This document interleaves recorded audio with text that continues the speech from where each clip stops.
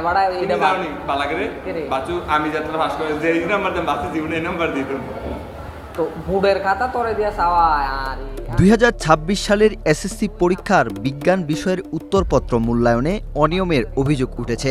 অভিযোগ অনুযায়ী শিক্ষক নিজে খাতা মূল্যায়ন না করে বিদ্যালয়ের এক এসএসসি পরীক্ষার্থীকে দিয়ে উত্তরপত্র মূল্যায়ন করিয়েছেন।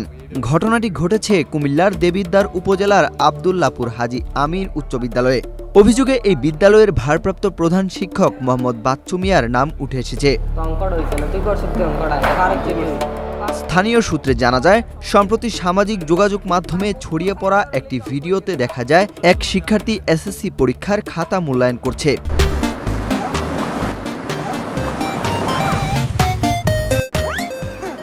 বিষয়টি প্রকাশ পাওয়ার পর এলাকায় ক্ষোভ ও উদ্বেগের সৃষ্টি হয়।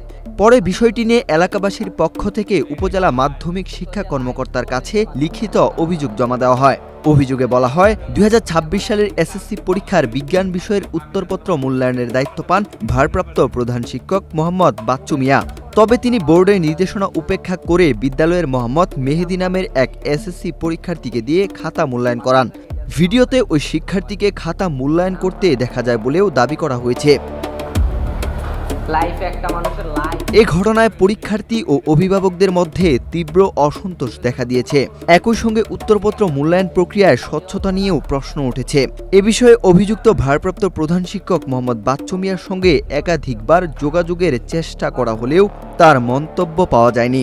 এ বিষয়ে দেবিদ্বার উপজেলা মাধ্যমিক শিক্ষা কর্মকর্তা দেওয়ান মোহাম্মদ জাহাঙ্গীর জানান, লিখিত অভিযোগ পাওয়া গেছে, বিষয়টি গুরুত্বের সঙ্গে দেখা হচ্ছে।